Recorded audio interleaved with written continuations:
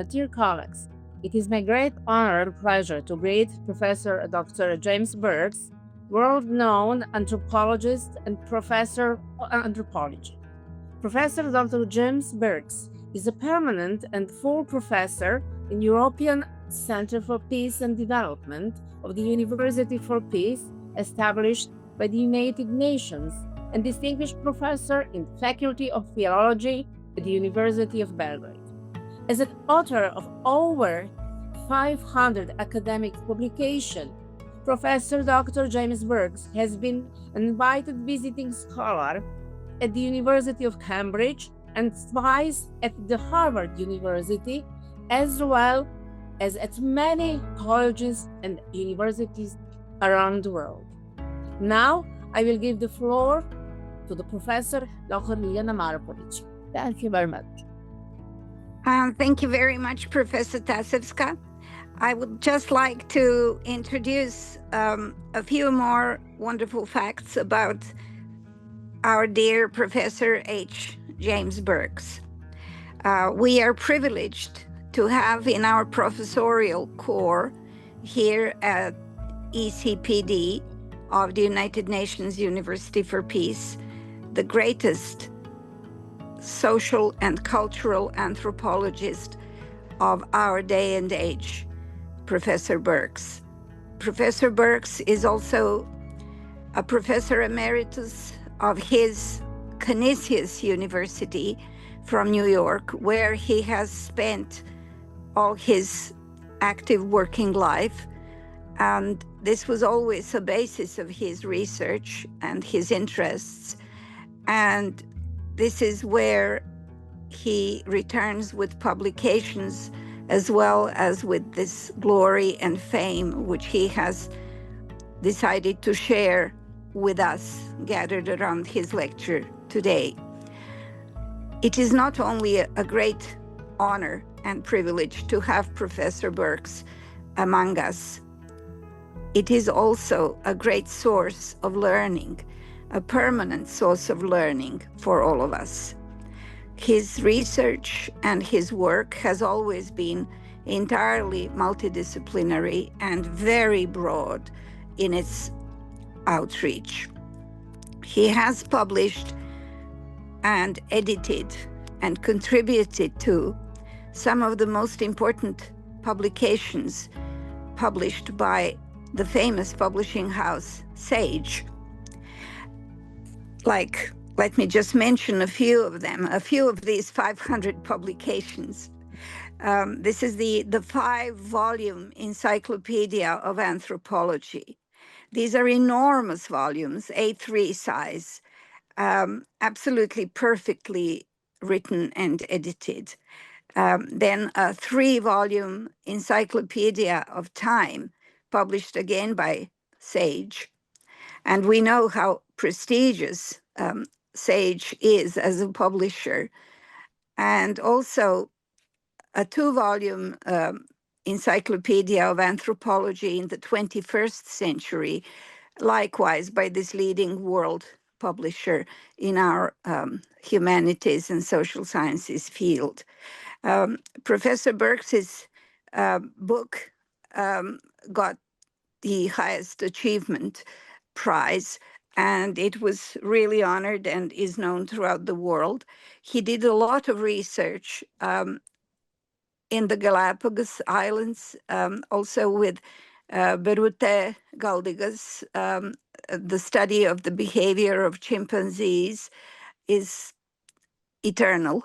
And of course, starting with his doctoral dissertation, which was actually inspired by the work of Pierre Teilhard de Chardin, under the famous leadership of his mentor, Professor Frank Frost, whom we are celebrating in this lecture this evening, has given new perspective, new dimension, and has thrown new light to our view of social sciences, not only of cultural anthropology, but also of our view, which gathers together, joins up the evolution theory with other paradigms that we find so useful in the social sciences and humanities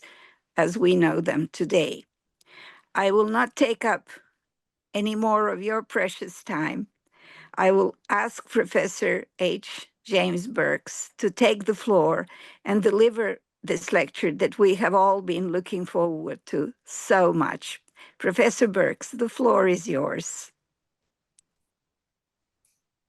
I want to welcome everybody to my presentation, which is on a very incredible human being, Pierre Teilhard de Chardin. Teilhard was an interesting intellect because he was interested at one and the same time in science and theology. In fact, he will spend his life trying to synthesize evolutionary science with process theology. So let's take a look at his life and his thought, which is, as I said, an incredible journey. It began with his childhood in southern France, where he had an interest in pebbles, which evolved into an interest in rocks and fossils as a geologist and paleontologist. Now, Teilhard's worldview went far beyond the beliefs of and ideas of Aristotle, Augustine, Aquinas, and in fact, his vision went far beyond the worldview of Charles Darwin. It began as a result of his, as I said, interest in fossils and rocks. As a youngster, he strived to find a permanent substance. He was interested in permanence, and he thought that he found something permanent in a piece of plowshare, which he buried under the porch of his home, until after a thunderstorm a few days later, when he went to see his so-called genie of iron, he found that it had rusted. He tells us that he then threw himself on the ground and cried the bitterest tears of his life. He would spend the rest of his life looking for another permanent, incorruptible object, which we will see evolving in his thoughts, his philosophical view of the world. Teilhard desired to become a Jesuit. He became a Jesuit and eventually a Jesuit priest. But during this time, he had the opportunity to visit Egypt. Now, his stay in Egypt for several years was extremely important because here he could develop his geological and paleontological expertise by searching for fossils in the hills near Cairo. It is during this time that he reflected, no doubt, on the Sphinx, the pyramids, the fossils he found in the hills, and the Sahara Desert. This gave to Teilhard a conception of the vastness of time, which stayed with him the rest of his life. He did spend several years teaching at the Holy Catholic School in Cairo, and he did research, as I said, in the hills. But after several years, he left Egypt and went to England, where he would finish his theological training and become a Jesuit priest. Now, besides his growing awareness of time, thanks to his stay in Egypt, Teilhard had the fortunate opportunity to read Henri Bergson's Creative Evolution of 1907. Now, Bergson at that time was becoming one of the most influential philosophers in the world. In 1903, he had written An Introduction to Metaphysics. Bergson argued that there is a separation between the natural world of science and reason on the one hand, which deals with objects, and reality itself as he saw it, which is known by the human being through the use of intuition, which involves time, flux, and in fact, evolution as a creative process. When Teilhard read Bergson's Creative Evolution, he became convinced that evolution is a fact of reality. It's important to note that Teilhard was influenced by Bergson and not the scientist Charles Darwin, because Bergson appealed to Teilhard's own interest, a metaphysical interest in time. Accepting evolution, Teilhard now had the challenge to reconcile science with theology in a new philosophy that was process. The flux of reality for him was real. It was the essential characteristic of all of nature. After becoming a Jesuit priest, Teilhard participated in World War I. What is interesting about his stay in Europe during World War I is that he emerged from this horrific time more optimistic than ever. In fact, he had several mystical experiences in this time of his life. Teilhard, committed to evolution, had his own ideas about Adam and Eve and original sin. So he wrote essays, one in particular about original sin, in which he attempted to explain original sin in terms of evolution. Very briefly, he thought that the universe is imperfect, but it's evolving and becoming more and more perfect. And thus we are moving away from evil and more toward the divine. This essay on original sin, unfortunately, fell into the hands of some of his Jesuit superiors. Now, of course, Teilhard's personal interpretation of original sin in terms of evolution did not agree with the beliefs of the Roman Catholic Church at that time. And so Teilhard was silenced. He was told that he could not publish his writings, only those dealing strictly with his scientific research.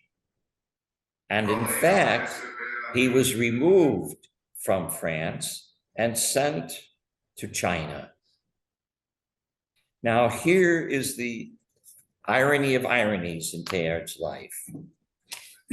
Because of his ever-growing evolutionary view, they send him out of France to China, and at that time, China would provide the scientific world with the most significant fossil human site in the world. And Teilhard, who was in Peking, would participate in research at this fossil site, Zhao Cao Dian. He became world famous for contributing to the geology and paleontology of this site. Also during this time, he had the opportunity to do research in the Ordos Desert in Inner Mongolia. And while he was there, reflecting on evolution, no doubt reflecting on human evolution in particular, he wrote his first book, The Divine milieu. Now, the milieu that he's talking about is, of course, the human environment, and it includes a divine environment, the environment of God. In this divine environment, humans are evolving toward a distant endpoint. When Teilhard asked for his essay, The Divine Milieu, to be published, publication was denied. Now, following his stay in the Ordos Desert, he returned to France and then was sent back to China, to Peking, China, where he participated, fortunately, in the excavation of the cave at Zhaocaodian, where the all-important fossil hominid evidence belonging to Peking man, or Pithecanthropus pekinensis. These finds convinced Teilhard more than ever of the fact of evolution. As a geologist and a paleontologist, he contributed to the analysis and interpretation of the rocks and fossils and artifacts found at Zhaocaodian. During this time, Teilhard had the luxury of time to think about the vastness of time, to think about creative evolution, to think about where our species fits into the grand scheme of things, the evolutionary framework. He wrote The Phenomenon of Man, pages each week, over a period of 2 years, from 1938 to 1940. Finally, his synthesis was finished, and he asked for permission to publish The Phenomenon of Man. But as with his first book, The Divine Milieu, The Phenomenon of Man was denied publication. And of course, Teilhard was devastated. Many essays, articles, and books on Pierre Teilhard de Chardin deal with his struggle with the Roman Catholic Church to publish his book, The Phenomenon of Man. But these books, essays, and articles many of them fail to explicitly discuss Teilhard's philosophy of evolution. What did he think about evolution? Why was it so controversial for the Roman Catholic Church? Let me give you the 4 basic concepts of Teilhard's synthesis of evolution. Concept number 1, the universe is not quintessentially matter or energy, but it is essentially spirit. So for Teilhard, we are evolving in a spiritual universe. Secondly, evolution, at least on the earth for Teilhard, is following the law of complexity consciousness. That is, through time, the products of evolution are becoming more and more complex and more conscious, until we get to the human being, who is the most complex animal we know of, and whose consciousness is actually self-conscious. Thirdly, critical thresholds. Teilhard believed that from time to time, a critical threshold is crossed in the process of evolution, and a whole new level or realm, or as we will see, circle of evolution emerges. The first critical threshold was between energy, between energy and matter. The second between matter and life. The third between life and thought. And now, eventually, there will be a sphere of spirit. This brings us to his 4th concept, the omega point. For Teilhard, evolution is evolving toward a final goal, an ultimate synthesis of the consciousnesses of human beings with a supreme being, the personal God of Christianity. He called this endpoint the omega point, or point omega. These were his four basic ideas. One, a spiritual universe. Two, the law of complexity consciousness. Three, critical thresholds. And four, the omega point. If we take a look at his synthesis, we see that there are these three spheres on the finite sphericity of planet Earth. Geogenesis resulting in the geosphere, the material Earth. Biogenesis result in a layer of life on this planet.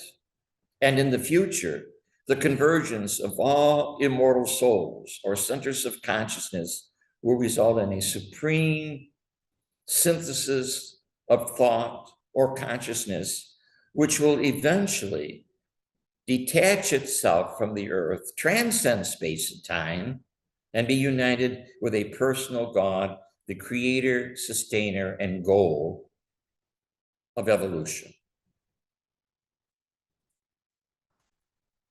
Towards the end of his life, having been subjected to severe criticism by some of his superior Jesuits, Teilhard wrote a third book, Man's Place in Nature, the Human Zoological Group. In this third book, he attempted to present a far more scientific view of his interpretation of evolution in terms of the growing fossil evidence, particularly the evidence for human evolution. Unfortunately, his third book was also denied publication. Exiled from France, Teilhard was sent to do research in New York City. Now, it must be acknowledged that he could do his scientific research. He could publish scientific papers, but he could not teach or lecture or publish on his own personal interpretation of organic evolution. Teilhard, we could say, presented a phenomenology of evolution. That is, he was concerned with consciousness. He was concerned with intentionality. He was concerned with the essential structures of evolutionary history and with the creativity of the evolutionary process.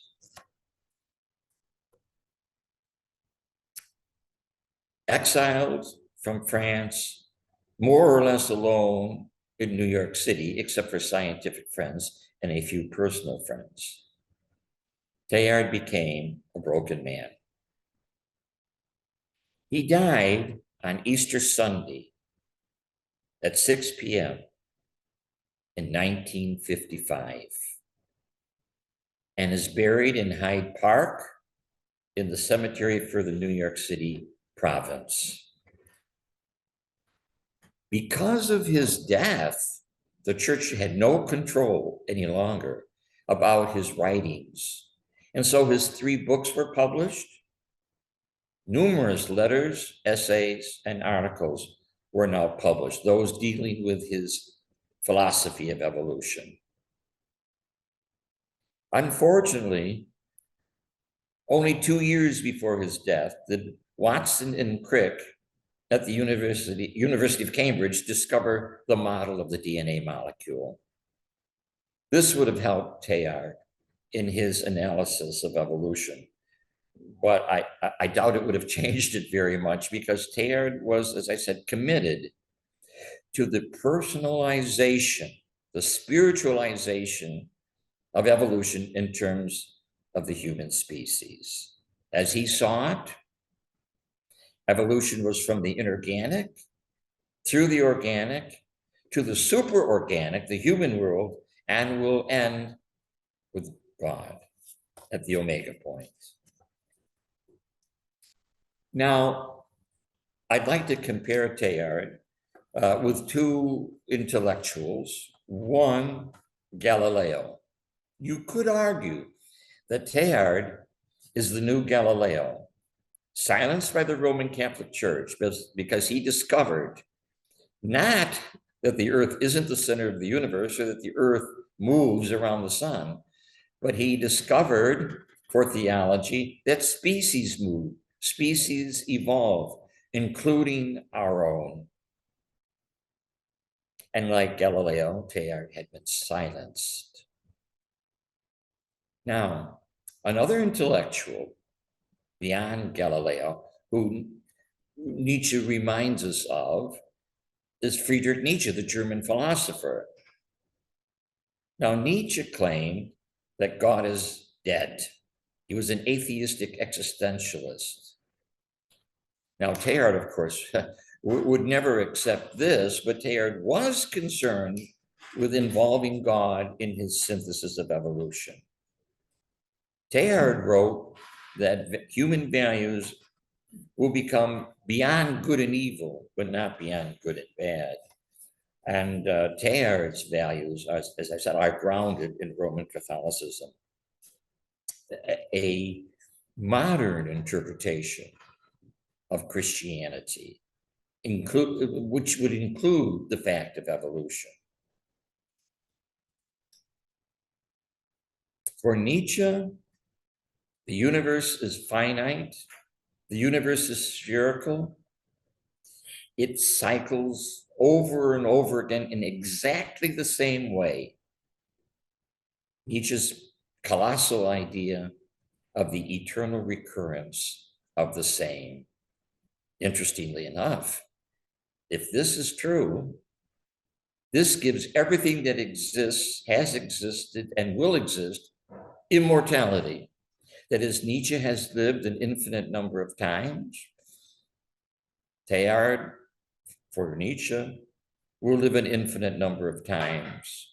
Everything repeats itself forever. Now, with Teilhard, the omega point represents the end of human evolution, and one does wonder what happens to the rest of the universe with its billions of stars and billions of planets and perhaps life forms elsewhere. If we take a look at Teilhard's controversial but interesting life, what were his final influences?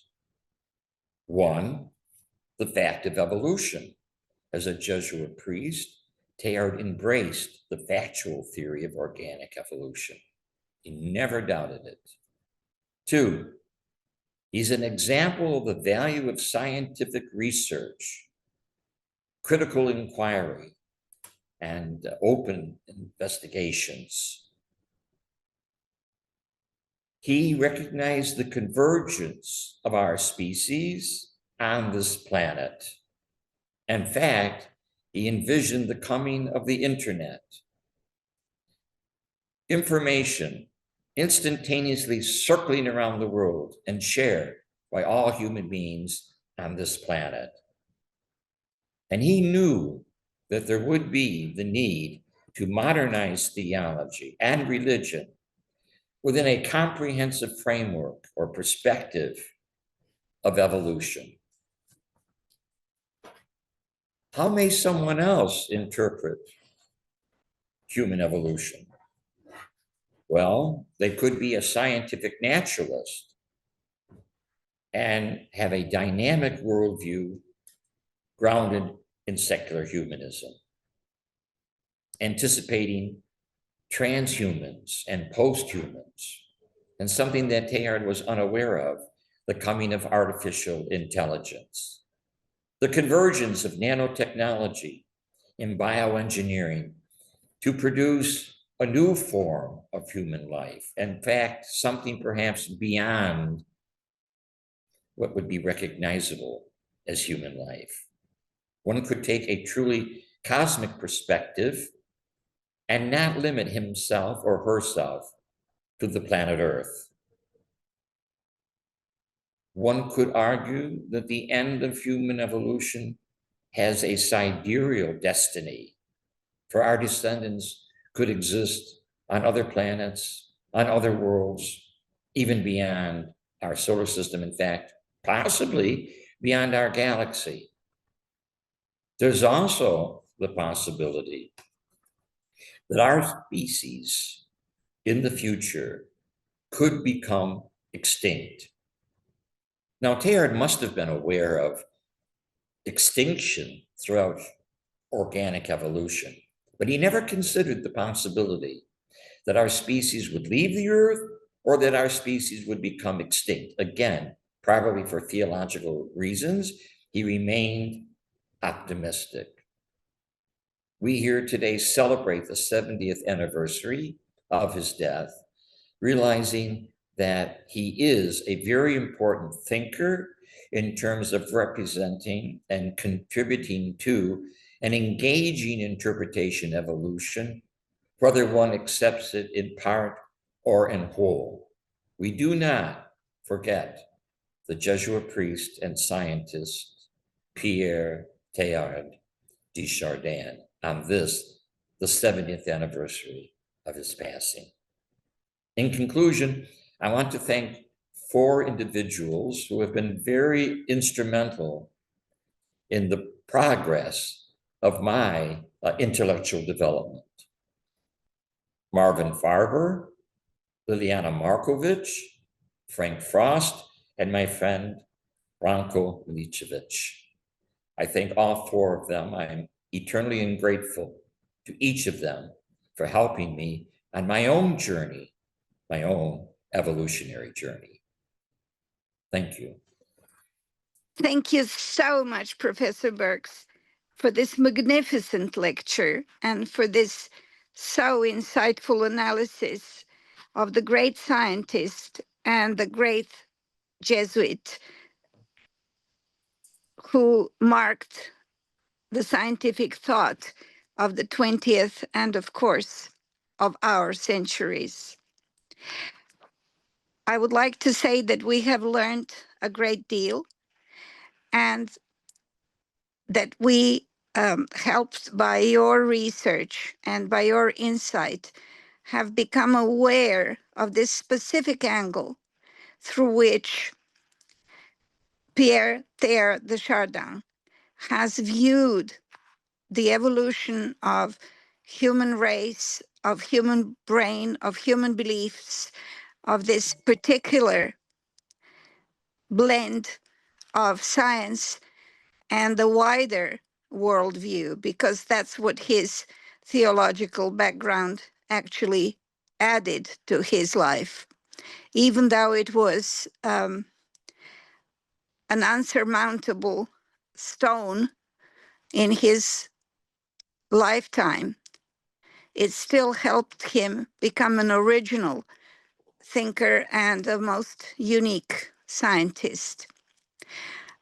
I cannot thank you enough. And again, I cannot say how incredibly proud we as professors at ECPD all are of your research, of your contribution, and of your own unique scientific worldview.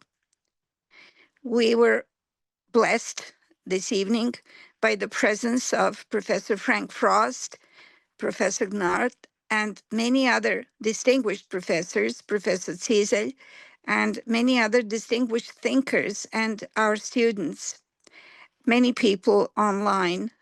So I would like to ask Professor Tasevska to ask for the questions that there are in the audience in the hall, and I will ask the online audience to pose some questions that they would like to ask you in order to understand in more depth what you have so beautifully outlined this evening.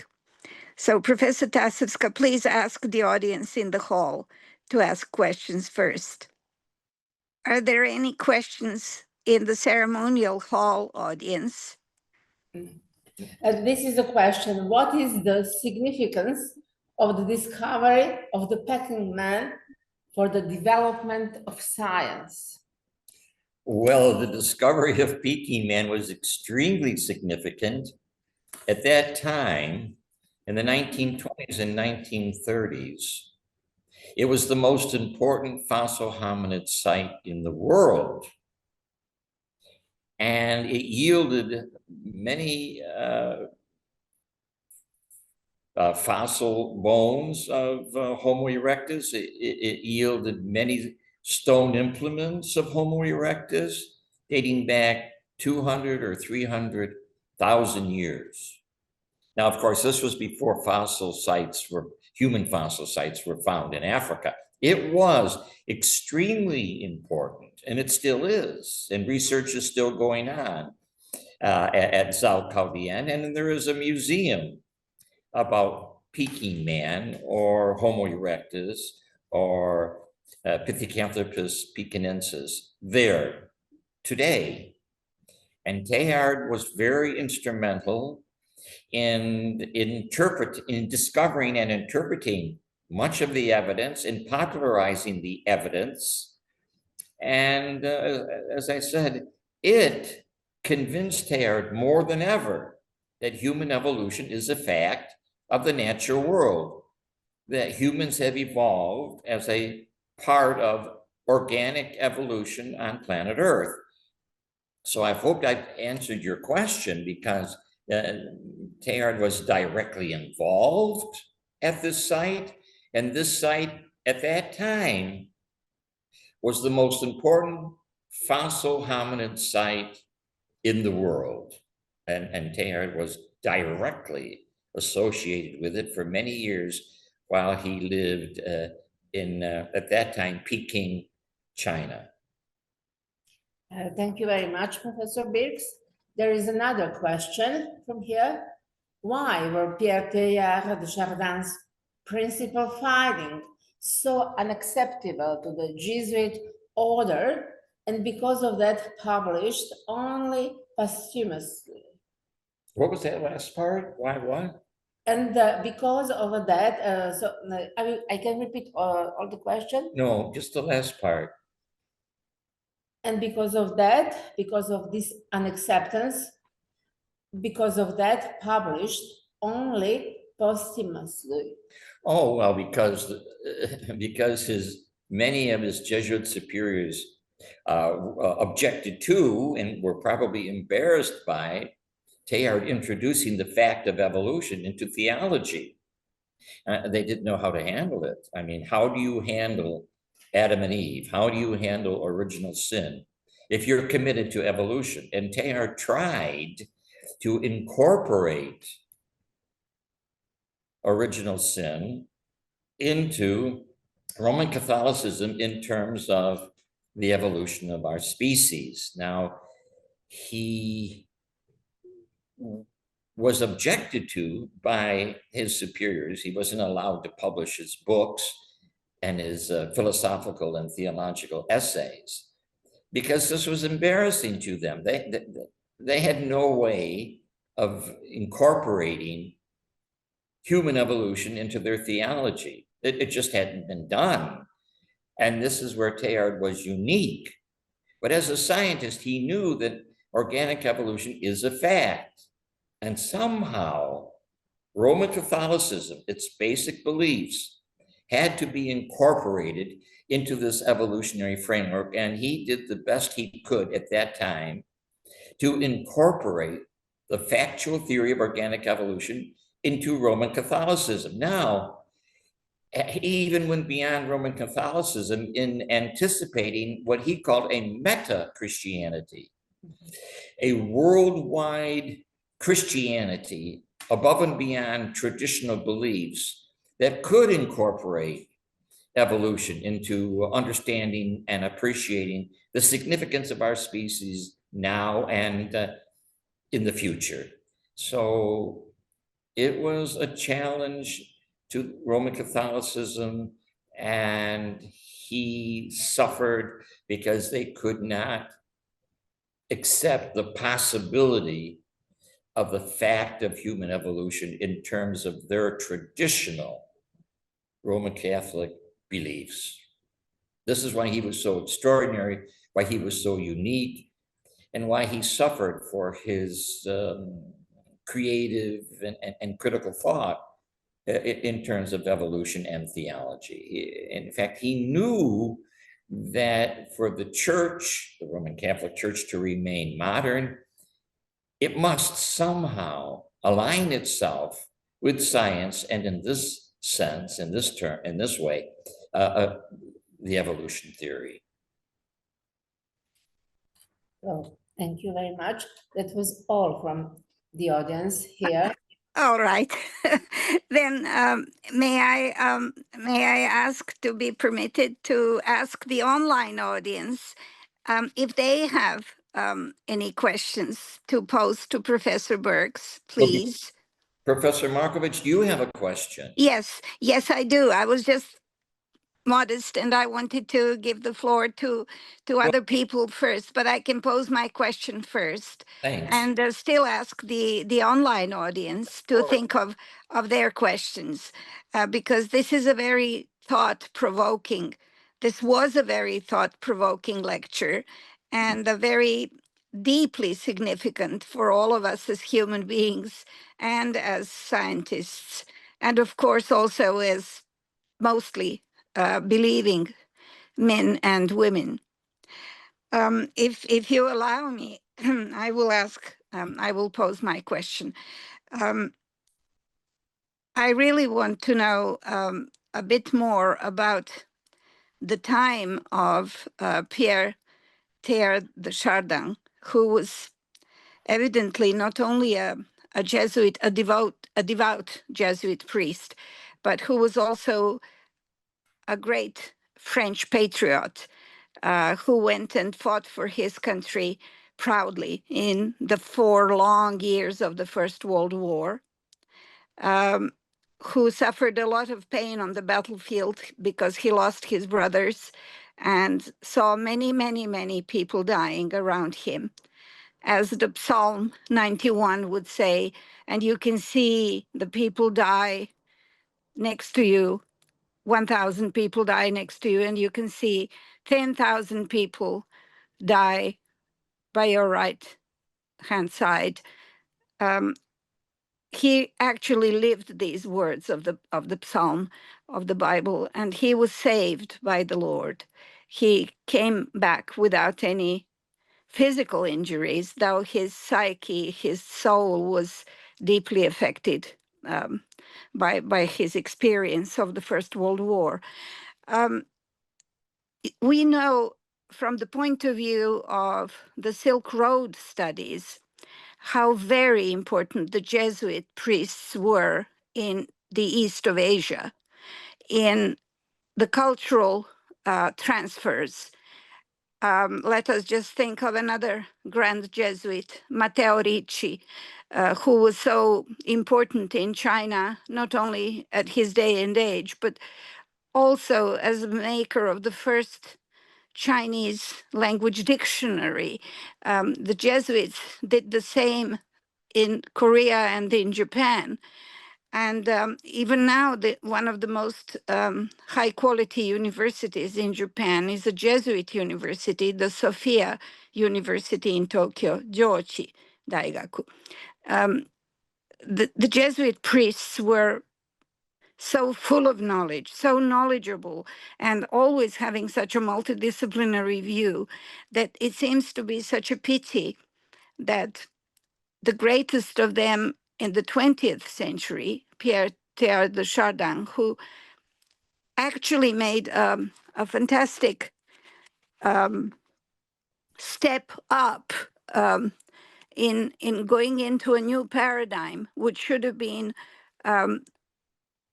an evolutionary cognizance of a man who believes in the Christian faith, was so prohibited either by petty friends or colleagues, other Jesuits, jealousy, or envy, or by the superior priests of the Order of Jesus, who did not have enough capacity to understand what he was trying to do. He was actually trying to evolve the Christian faith so that it could go on functioning in the changing world, because he was very aware of the fact that the scientific discoveries that he arrived at were true, were the facts. And he tried very hard to find a place for these facts within the Catholic dogma, or generally Christian dogma, because he knew that that was necessary for the continuance of this dogma itself, but he was not understood. And this is why his works were published only after his death. It was a time, I mean, his work in China was at the time of another great scholar, that was Sir Joseph Needham of the University of Cambridge, who wrote the 5-volume History of Science in China, making it for the first time widely known to the West what the traditional Chinese science, medicine, as well as alchemy, gave to the world, to humanity. And it was the time of colossal steps in the world of science and also in the world of the history of thought. So it was a shame that his works were not published before the Second World War, when they were written, or even during the war, because I think his work could have influenced humanity much more powerfully than in the 50s, when after his unfortunate death, his works were finally published. So please explain to us why his superiors could not understand the magnificence of his findings and of his worldview that he bequeathed to humanity in his works, which they prohibited from publishing. Well, one thing that comes to my mind is that they were not prepared for an evolutionary interpretation of Christianity, life, and our species and the future. They had not studied evolution. It was something that I think they saw as a threat to their traditional beliefs. So they just were not intellectually prepared to handle such a remarkably different view of the world. I mean, you're going from a Thomistic view, which is Aristotelian quintessentially, with an emphasis on fixity, to a worldview that's grounded in change, grounded in evolution. And I don't think they were prepared for such a dramatic change in views concerning Christianity, concerning the religious beliefs and values. I mean, and it was something new to them. I think it was a threat to them.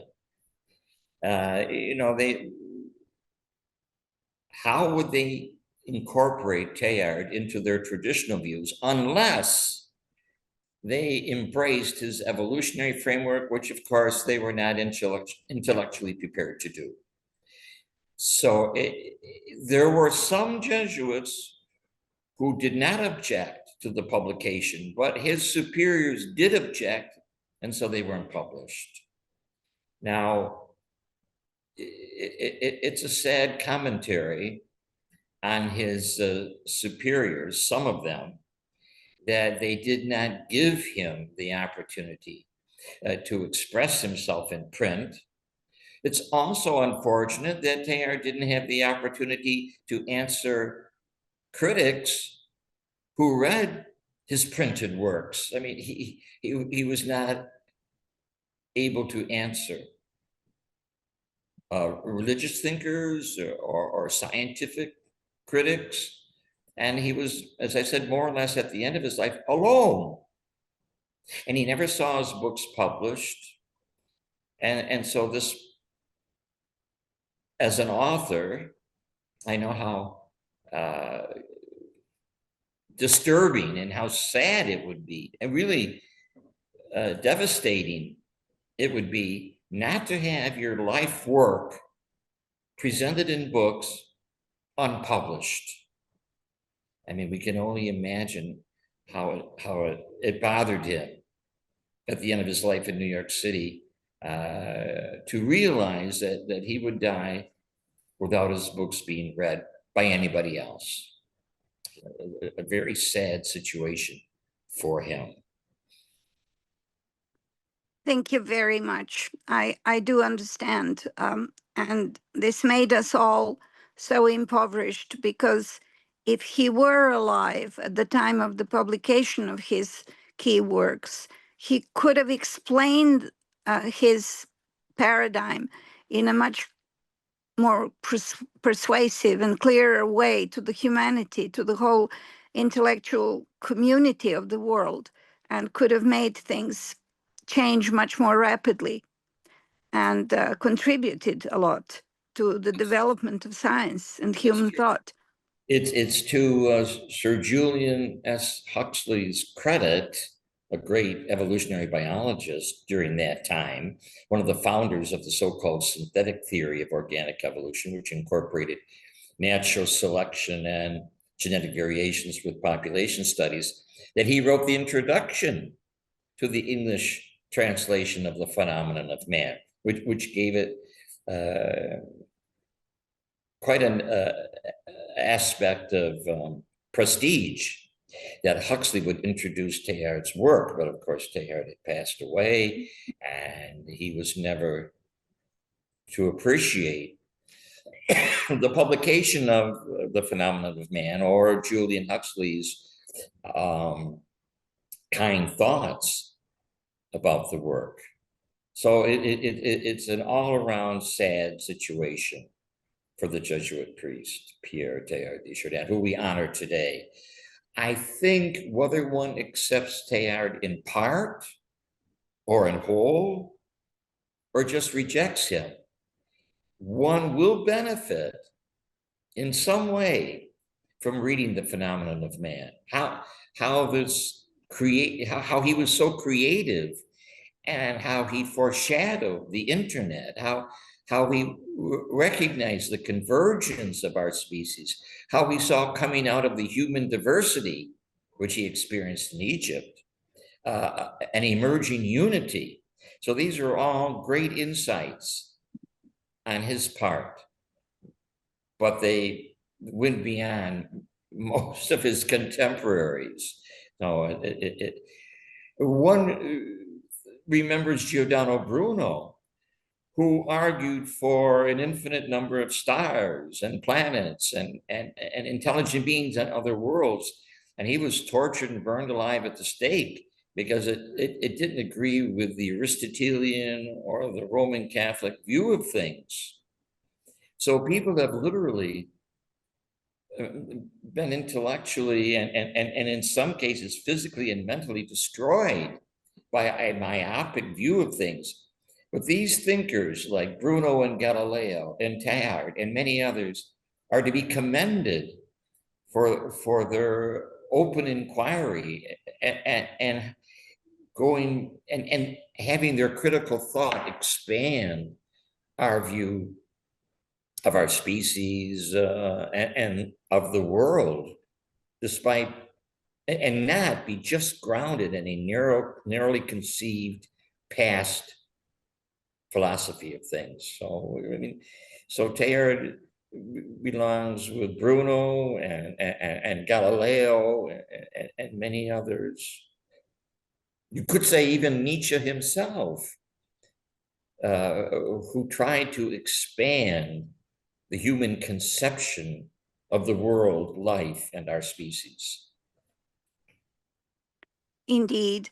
Thank you so much, Professor Birx. Let us give the floor to other online speakers and viewers who would perhaps like to pose a question. Please feel free to pose a question to Professor Birx. May I? Of course, please do. Professor Dr. Boris Cizelj, our Thank you. most distinguished professor from Ljubljana, Slovenia. Thank you, Professor Birx, for bringing us closer to understanding the conceptual framework that Pierre de Chardin was working on. My question would be, in reading his texts, would you have a feeling that he has questioned himself the reasons why human evolution is relatively slow? By that I mean that in all these centuries, humanity has still not gone beyond violence and exploitation of man by man, while of course now we are much more aware, and during his lifetime he probably would have been, that there are ways how human race can be more humane and therefore of course also more successful. Well, if I understand your question, Teilhard was always an optimist. Despite his experiences during the war, which Professor Liliana Markovic referred to, despite his own personal sad experiences, particularly concerning the publication of his works, which were not allowed, he remained an optimist. Even though he was a broken man near the end of his life, he was more or less optimistic. He thought that the human species would evolve and would improve as it became more and more collective. and he had great hope for the human future.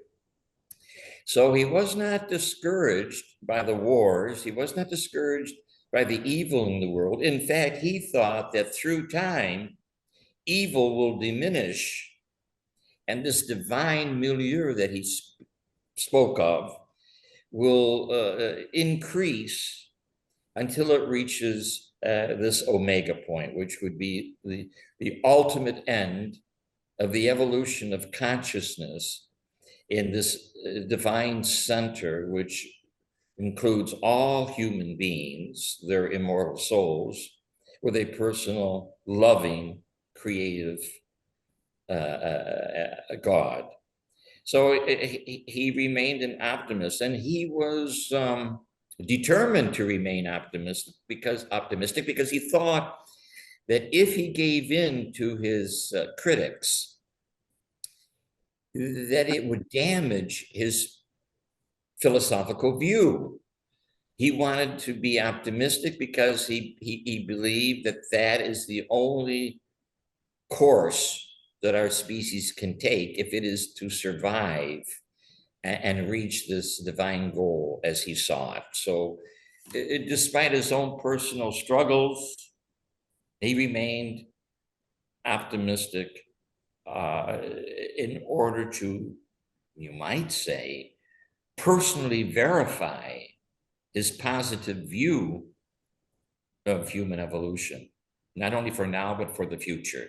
So it's remarkable that he did not leave the society, which he could have. He could have left the Jesuit society. He did not. He chose not to. He thought if he left the society, it would do an injustice to himself and to his philosophy. So he never seriously entertained leaving the Jesuit society, which is something very interesting to reflect on. Thank you. Thank you very much. Thank you. Mr. Frank Frost. Thank you. First, I just want to say, Professor Birx, that Mary and I are absolutely delighted to congratulate you on this wonderful presentation. We know how difficult it is to take his life and concisely put it in context, particularly in your case, philosophical context. And we also just want to thank you for participating in our film, Teilhard, Visionary Scientist, and to let the audience know that it was not just a small interview that you did, but that you were a counselor all along, and that you've been working on Teilhard for many, many years. And so you're bringing a tremendous history to that. And in particular, you and your colleague Ranko went to Egypt. We couldn't take our team to Egypt, but you went to Egypt and did the research there and took photographs that we could use to tell that part of the story. And so we're going to especially thank you for that. If I may go on just for a couple more seconds here, I want to also thank Liliana for bringing to the fore that question of Teilhard's why he was well, maybe it was really a question. You say he's a broken man at the end of his life, and Liliana put the finger on the fact that he was a spiritual man. He was deeply committed to his priesthood, and even we in our film do not say enough about the fact that he was deeply committed to his priesthood, and it was because he was conflicted because he was a priest, but he also was going against the church's notion of evolution. He could believe a certain amount of Darwin, but there was more to it, and you mentioned how Birx gave him some solution to that. But for him, evolution resolved his conflict, how he could both be a priest and be a scientist. And that, because he was so excited about that he thought he had to go to the Catholic Church, that they could actually allow the Catholic Church to talk to scientists and listen to scientists, and it would enrich the church tremendously. And it was because of that in addition to just having his natural ego, compromised by not having his books published, the fact that he couldn't publish those works was the church telling him, no, we're not going to let you teach us, bring us further into the 20th century. And so that's what really broke him, because of his deep commitment to his faith and his deep commitment to the Jesuits and his total commitment to science. So we say in our film, about the film, that he is somebody who brought science and faith together. And that's something we need today. So that leads me to my question, which is, in today's world, I mean, he was as much rejected by the scientific world after he published his books and died than as he was by the church. Today, you sense that there's a greater acceptance of Teilhard's philosophy in the world of science? Well, that's a challenging question, difficult to answer. There were scientists, important scientists during Teilhard's life, towards the end of his life, who did accept some of his ideas, like Sir Julian S. Huxley that I mentioned, Theodosius Dobzhansky, the geneticist, and there were others. Today, as I said, I think that we can appreciate his anticipating the internet. We can appreciate his anticipation of the convergence of our species. As far as his teleology, well, that's a different matter. Is the evolutionary process directional? Well, I have my own concept, which I call emerging teleology. That is to say that even though organic evolution is probably not directional throughout millions and millions of years of the emergence of and extinction of species, that today, as a result of human intervention, our species can guide its further evolution more and more through nanotechnology and genetic engineering, to the point where we can transform ourselves into what's referred to as a transhuman, and then maybe they can transform themselves into posthumans. And we have no idea where this process could end. So Teilhard was instrumental in some ways in foreseeing the internet and taking a positive view toward the factual theory of organic evolution. Probably most scientists would not accept his concept of the omega point. Probably not. But nevertheless, Teilhard is important in the history of interpreting evolution for some of the ideas that he expressed in his writings. And so he will be remembered as a fascinating and innovative thinker in evolutionary thought. Whether they accept him wholeheartedly, I doubt it. But that doesn't diminish Teilhard's scientific research, his scientific publications, his conception of the internet, and his focus on the evolution of our species and what it may lead to, and the need for optimism and the need for values. You could even say in terms of human beings loving each other, because it seems to me since the pandemic that this aspect of loving relationships has diminished. I mean, as I experience the world now, I don't know what happened to it. But Teilhard was aware of the fact that we can only progress, whether in Christianity or any other religion, by being helpful to each other and by having an optimistic view of our future. And he was, as I said, an optimist to the very end, which is incredible, despite the fact that he was not accepted by some of his superiors. And in fact, you mentioned other scientists. Most of the scientists that Teilhard worked with were absolutely unaware of his own ideas and his writings. I mean, it's incredible. And he mingled with many important anthropologists and biologists. Lastly, I have to mention that Teilhard was not a pantheist. He did not believe that God is the universe. But you could argue that in some ways, he reminds one of Giordano Bruno. He reminds one of Baruch Spinoza. He reminds one of Albert Einstein, in the sense that his view of God was so all-encompassing that it included the universe, despite the fact that God, for Teilhard, is autonomous and has his own personal identity above and beyond the universe.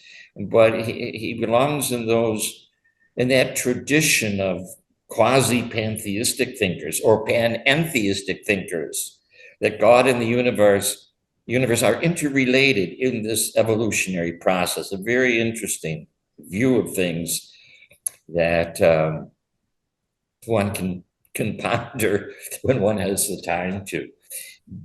But as I said, we are happy to remember him today. He deserves to be remembered, and he did have some very important insights about the future of evolution. Although I must say, it's ironic that only a few years after his death, Neil Armstrong walked on the surface of the moon, and I don't think Teilhard ever thought of such a thing happening. So you can see how fast science and technology progress.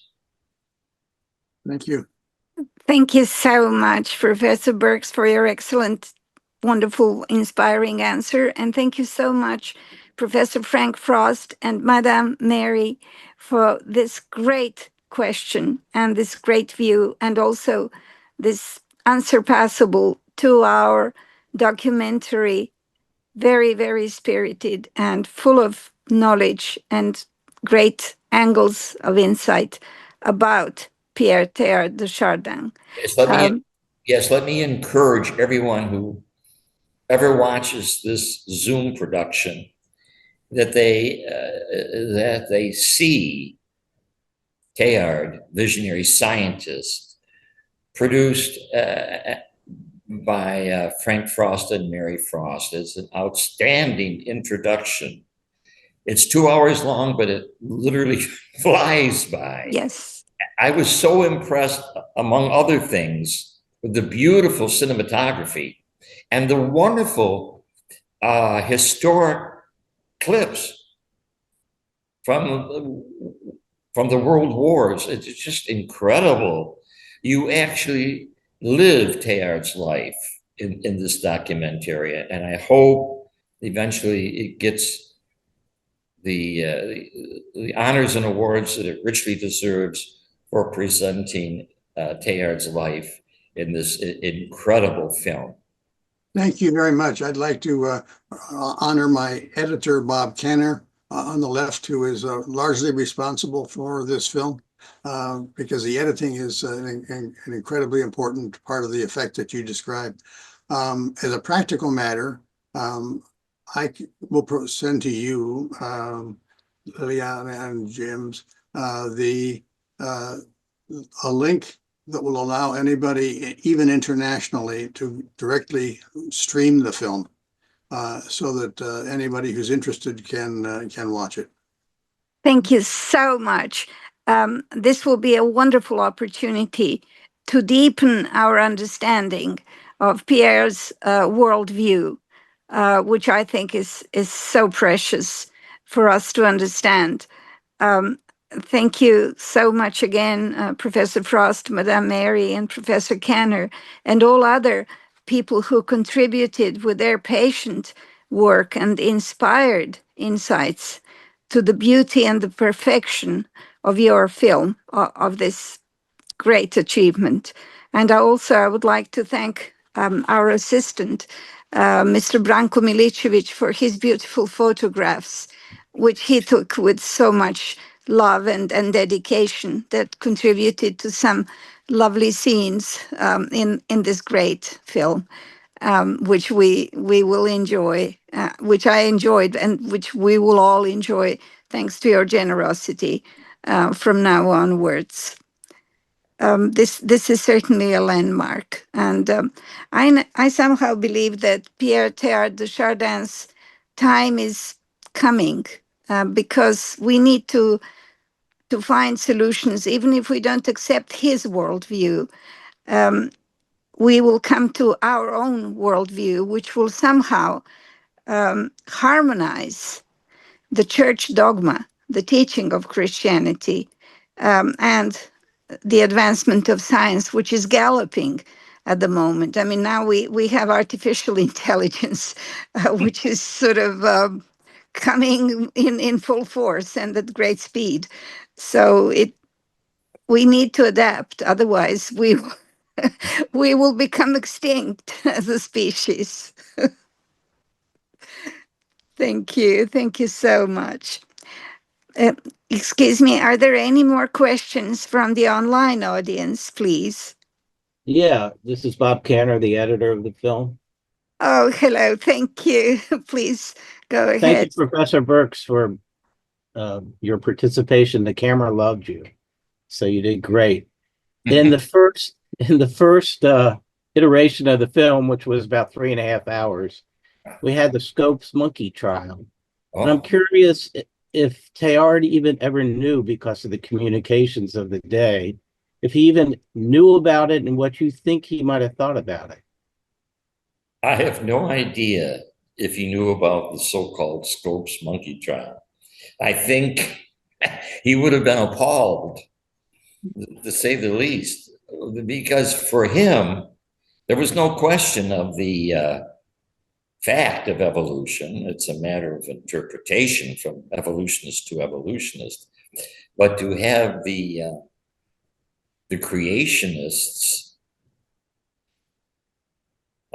ridicule a scientific fact, I think he would have found it abhorrent. And there certainly was no place for him at this so-called trial,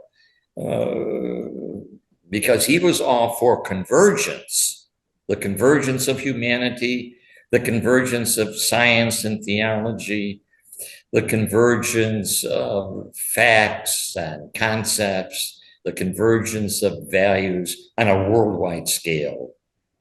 And this little trial in Tennessee, although it was very popular, and some claim it was partially contrived, would certainly not appeal to him. I mean, what would he do if he was there? I mean, but can you imagine Pierre Teilhard de Chardin sitting in the at the trial? I can't even imagine such a thing.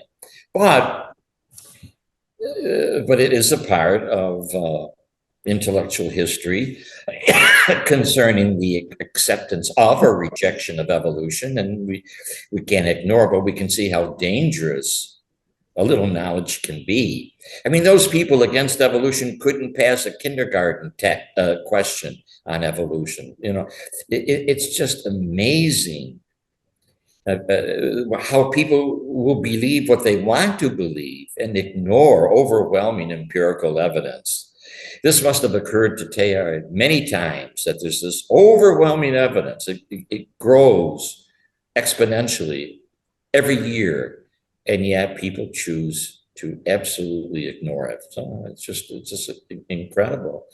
I guess you have to fight the good battle, the good war, and hope that eventually truth wins out. And for Teilhard, the truth was, of course, convergence and synthesis. And he's to be admired for that. I mean, he never gave up the idea that somehow evolutionary science and Christian values, Christian beliefs could be reconciled, if not during his lifetime, perhaps decades in the future. So if I may just add an ironic coincidence, this is the 100th anniversary this year of the Scopes monkey trial in Tennessee, in which a teacher was convicted of breaking the law by teaching evolution. In the same month and year that was going on, Teilhard was being censured by the Jesuits. That's the same month and year that he was exiled to China. And so we're kind of celebrating two things this year.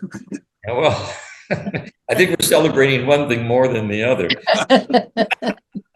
If I can, I mean, so. Yes, it was true celebration. I'm trying to think of the name of the famous lawyer who defended the school, Clarence Darrow. Teilhard may have been interested in meeting him, the great Clarence Darrow. The other irony was that that trial turned in part on the fact that they claimed there was no fossil evidence for evolution from primate to human, and Teilhard was one of the finders of Peking Man, which provided that fossil evidence. Well, as I said, the Homo erectus fossil evidence from South Chaldien was so crucial as a link between the earlier Australopithecines and later Homo sapiens, and that was during his time, and he was there, the most important hominid or human fossil site in the world. How ironic to exile him from France for his evolutionary views and placing him square in the center of the Zalcaudian excavations. I mean, I find this overwhelming, perhaps divine intervention. Yes. I mean, it is quite ironic if you think about it. But it is really divine intervention, because this is a small fact, but it is a fact that justifies the need to harmonize the religious dogma with Pierre's very hard work, very consistent and continuous work on discovering the Peking Man, because he was digging as well as Yes, he in was. my opinion, more difficult part, and that was taking the evidence out of China at the time. Just remember the years. Yes, the war was going on. Yes, and he took out that they had a caravan with horses, etc., saddled by all these excavation materials. That was a real success. That was a real achievement. Just to take out this evidence and preserve it and take it to a safe place. Well, they, So yes, exactly. so this was this just had to happen that way so that the academic community of the world could have the proof for the missing link, for the so-called missing link. And this is where Pierre's greatness is yet to be discovered and analyzed and more celebrated. And this is why I admire you and Professor Frank Frost and Professor Ganner for making this wonderful film, for writing about Pierre Teilhard, and for holding this evening in remembrance of Pierre Teilhard de Chardin, because I think his contribution, his very difficult life's contribution, is great and grand to the academic community of the world. Are there any more questions, highly esteemed colleagues? Hello, I have a question. Hello. Hi, everyone. Thank you so much, Professor Dr. Birx, for your lovely presentation. My question is just a quick one. As someone that's in the next generation, and also very interested in education policy and curriculum, I'm just thinking about, and maybe speaking on the behalf of our students that are also present online, how can we, as the next generation, live up to the legacy of Pierre, and keep him as relevant as possible through education and through curriculum, etc. So if you have any ideas, that would be interesting. And this is our colleague, Ms. Yelisaveta Agatonovic, who is now in New York, if I'm correct. Yes. Thank Yes. you. Well, of course, Teilhard was buried in New York City. He spent his last 5 years, most of them, in New York City. How to make Teilhard relevant, how to make him remembered for his work, is that the essence of your question? How to promote him? How? Yeah. Well, I would think, well, one way to promote him is for your students to watch Teilhard, visionary scientist, and to discuss Teilhard's life after watching this excellent documentary, and what they glean from this film in terms of Teilhard's dedication to science, his dedication to the priesthood, and also they could, it would be difficult to read for some of them, The Phenomenon of Man, but what role did Teilhard play in the discovery of Peking man? What role did Teilhard play in envisioning United Nations in terms of a global civilization? In fact, it's interesting that this University for Peace was established by the United Nations, and here we are at its European center talking about Teilhard, who, of course, was in favor of uniting nations in a global noosphere, or a global layer of mind, or a global layer of thought for the benefit of everyone, for the survival of our species. So you could begin with the film, you could begin maybe with reading some of Teilhard's essays. And if this Zoom production becomes available, they could watch it. And let me see. Well, I think that's it.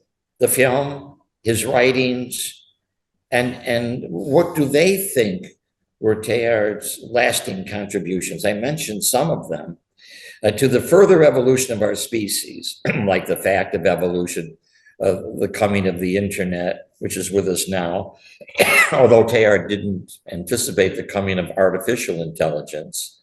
And to my knowledge, and the convergence of our species, as I said. So he's very interesting and very important historically for anticipating a new view of the world in terms of human evolution, in terms of a collective consciousness, the unity of our species, which is necessary for its further progress, as I see it, as he saw it. I don't know if that answers your question, but No, it does. It definitely, it provokes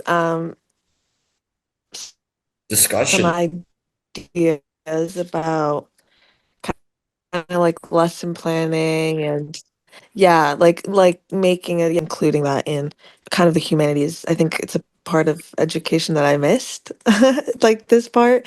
So that would be interesting to kind of bring it back. I mean, we speak about evolution and those ideas, but not to this extent with this much information and material, etc. So, By the way, thank you. That was very helpful. you could consult my award-winning academic book of the year, Theories of Evolution. Yes. I don't know if you're aware of it, but it's Theories of Evolution. It's on Amazon.com. You could get a copy or at a library. It goes through all of the major evolutionists, including an extensive coverage of Darwin and Teilhard and all of the other major evolutionists. And you can see that there's a spectrum of evolutionary interpretations, from strict materialism through different forms of vitalism to spiritualism and finally mysticism. So evolution may be a fact, but there's a wide range of interpretations of the process.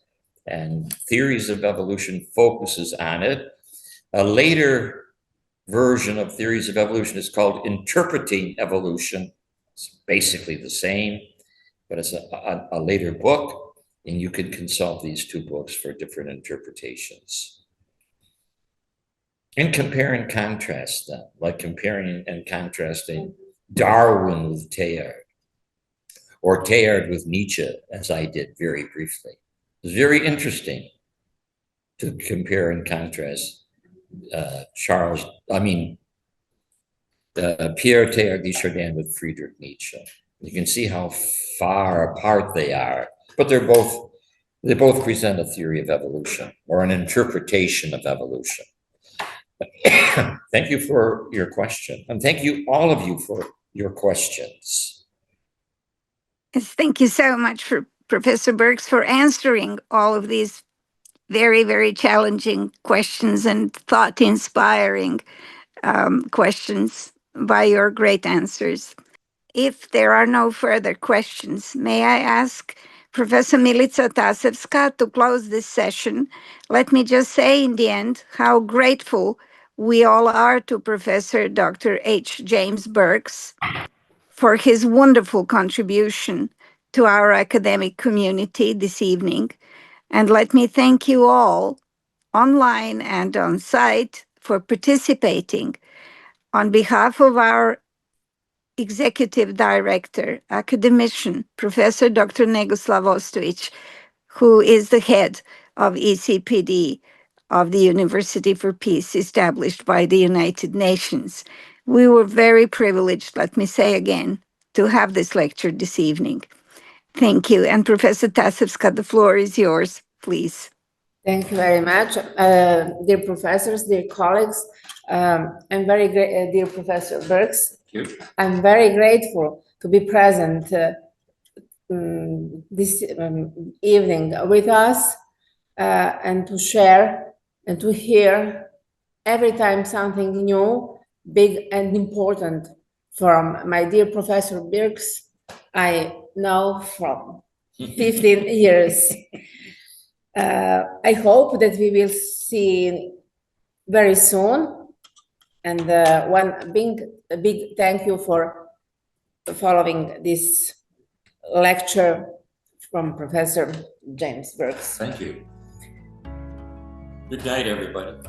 Good night, everybody. Thank you. Thank you so much. Bye-bye.